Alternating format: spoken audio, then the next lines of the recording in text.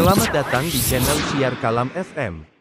Bismillahirrahmanirrahim. Assalamualaikum warahmatullahi wabarakatuh. Saudara-saudara sekalian, mari kita lanjutkan kritik kita atas akidah kaum Salafi Wahabi, khususnya berkaitan dengan akidah kebertempatan Tuhan. Jadi orang-orang Wahabi itu perlu kita tahu, meyakini Tuhan itu sebagai sosok yang bertempat. Saya akan kutipkan sekarang dari kitabnya ulama Wahabi ya, Syekh Utsaimin rahimahullah, Muhammad ibn Saleh al-Utsaimin, Syarah al-Aqidah al-Wasithiyah.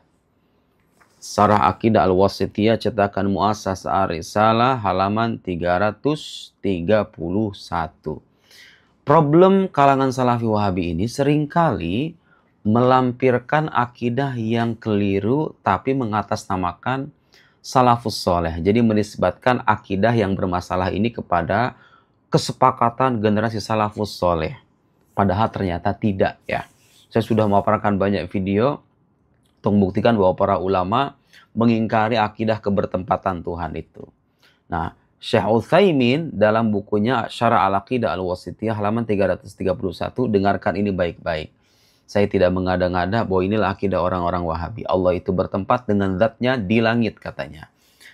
Ketika dia menjelaskan hadithul jariyah, kita akan ulas tersendiri itu ya, hadithul jariyah yang sering dijadikan sandaran oleh orang-orang Wahabi untuk mengakui akidah kebertempatan Tuhan.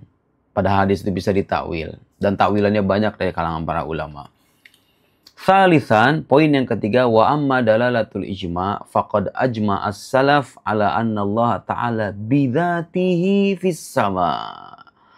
Generasi salaf, kata Syekh Utsaimin, bersepakat bahwa Allah itu dengan zatnya ada di langit. Min ahli Rasul alaihi salatu wassalam ila yaumina hadza, sejak zaman Nabi sallallahu alaihi wasallam sampai hari kita sekarang. Katanya semua muslim sepakat bahwa Allah itu dengan zatnya di langit. Kata siapa? Syekh Utsaimin.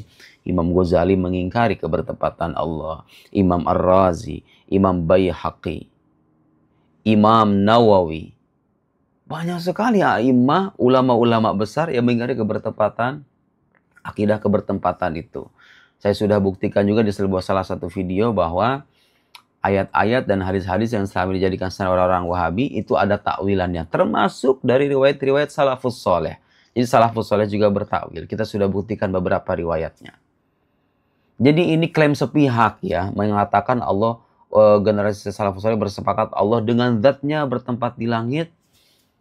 Ini klaim sepihak, mana coba landasannya? Siapa ulama sebelum Syekh Utsaimin selain yang beraliran Salafi Wahabi yang mengatakan Allah dengan zatnya di langit? Ini bid'ah, saudara. Ini bid'ah.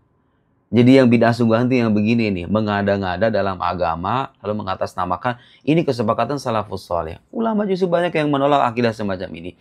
Di samping akidah semacam ini itu bertentangan dengan hukum akal yang bersifat pasti. Coba Anda bayangkan, Allah itu kan tidak bermula. Langit itu kan bermula.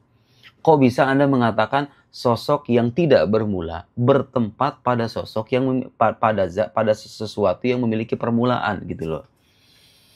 Jadi kalau kita katakan Allah itu tidak bermula, konsekuensinya dia tidak mungkin bertempat karena tempat itu ada dengan adanya makhluk. Sementara makhluk kan sebelum adanya makhluk, Allah kan ada dengan dirinya sendiri.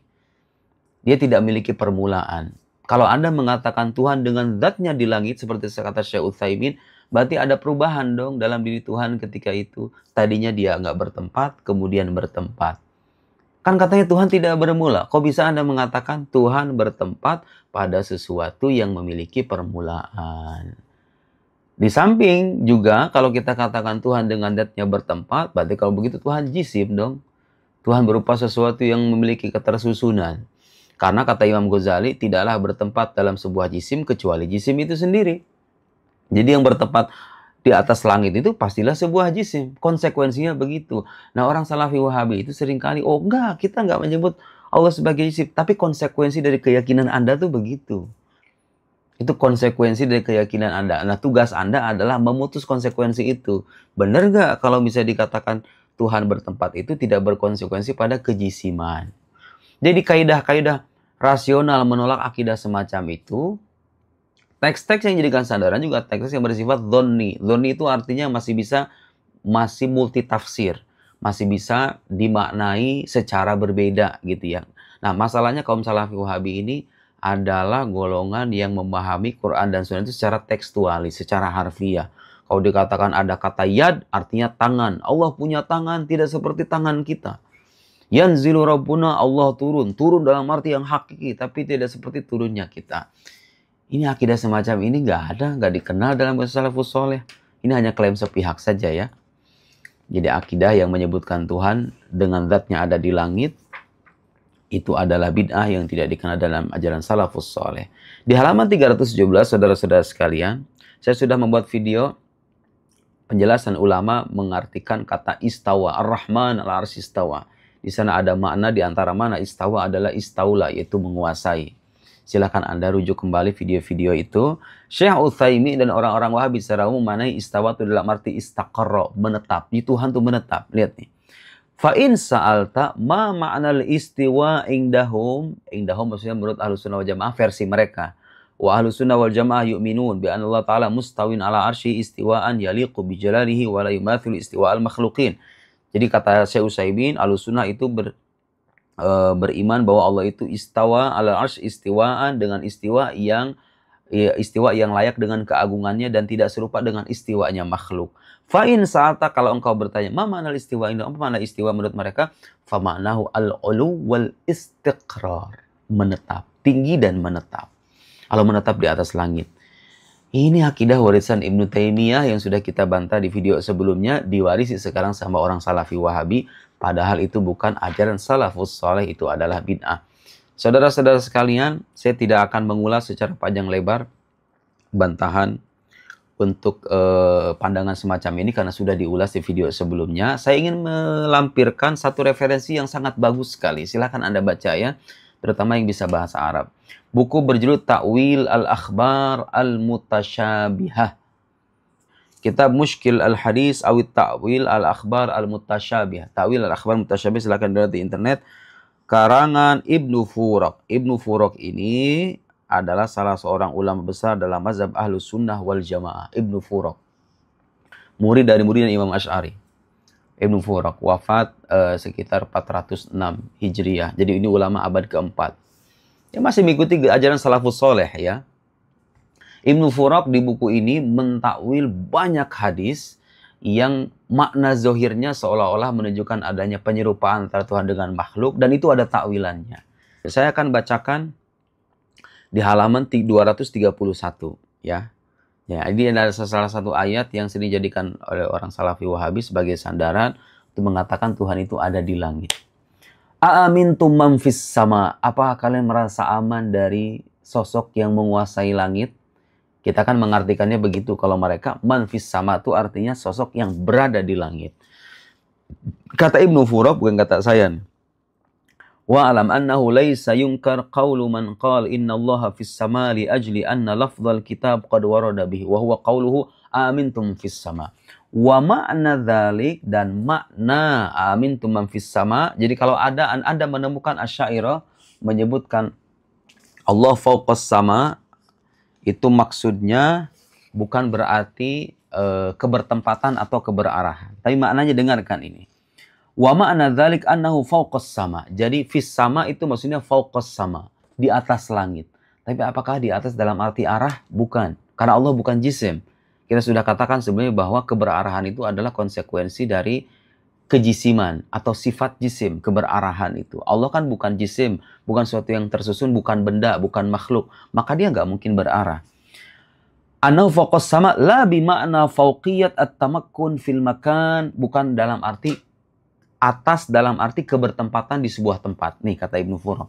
Li'anna dzalika sifat al-jism, li'anna dzalika sifatul jism, karena itu adalah sifat jisim. Jadi yang mengatakan Tuhan bertempat atau Tuhan berada di arah tertentu, sadar atau tidak, itu sedang menggambarkan Tuhan sebagai jisim. Jisim artinya sesuatu yang tersusun ya, yang memiliki bagian-bagian. Itu adalah sifat jisim. Syekh Utsaimin, al-mahdud yang terbatas, al-muhdats yang baru. Jisim itu terbatas, memiliki bagian-bagian terbatas. Sementara Allah kan tidak terbatas. Gak mungkin Allah berarah, gak mungkin Allah bertempat. Keberarahan dan kebertempatan itu adalah sifat jisim. Jadi makna fauqas sama bukan berarti Allah itu di atas langit dalam arti arah begitu. Walakin bimana ma wusifa bihi annahu fauq min tariqir rutbah wal manzilah. Rutbah itu artinya kedudukan. Jadi di atas langit maksudnya kedudukannya. Secara maknawi ya, di atas langit. Dia menguasai langit. Jadi benar terjemahannya. Terjemahannya bukan yang bertempat di langit, tapi yang menguasai langit. Wal azamah dan keagungan, wal qudrah dan kekuasaan. Syekh Said Fauda dalam kritiknya terhadap Ibnu Taimiyah, ada saya kutipkan, wa'lam anna alladhina qalu bi anna Allah fawqal alam, ketahuilah bahwa orang berkata Allah itu fawqal alam, di atas langit, minal asy'ariyah dari kalangan asy'ariyah, au qalu fawqal arsy, atau berkata di atas arsy, fahum lam yuridu fawqiyatal jiha, mereka tidak bermaksud untuk menetapkan keatasan dalam arti arah.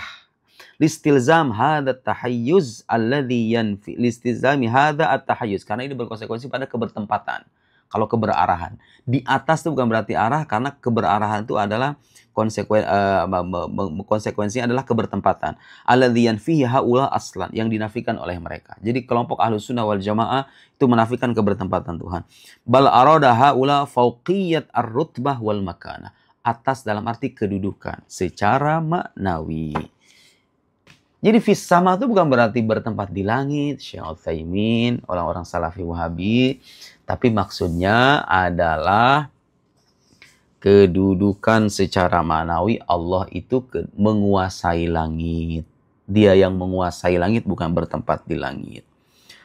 Tsumma dzakara hadzal qail. Hadzal qail maksudnya beliau ini mengajukan bantahan ya atas pandangan seseorang yang berdalil dengan sejumlah ayat, dan ayat ini juga suka dijadikan standar oleh beberapa saudara kita dari Salafi Wahabi. Ilaihi yas'adul kalimut thayyib, kepadanya lah yas'ad, naik.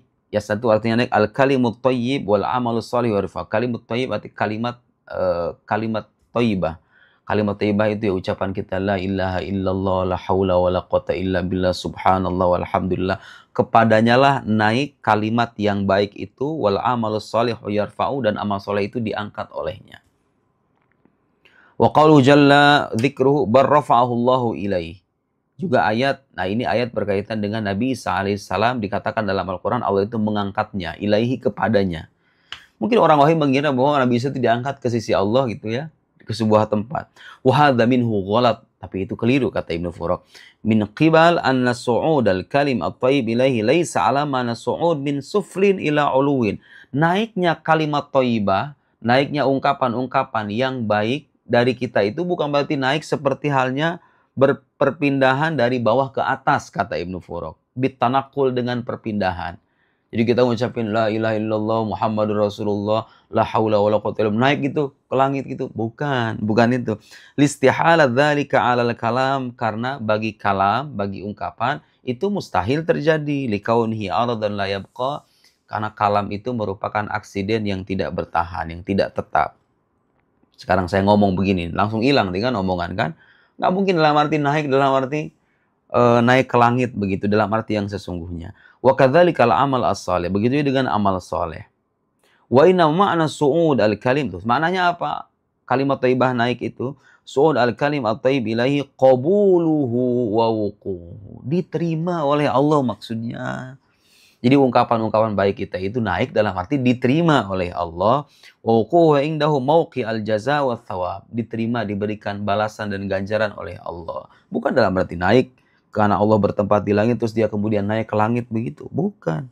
Coba betapa nakalnya pemahaman harfiah ya yang dipromosikan oleh kalangan Salafi Wahabi itu, sehingga menggambarkan Tuhan itu ya sudah hampir tidak jauh beda dengan makhluk.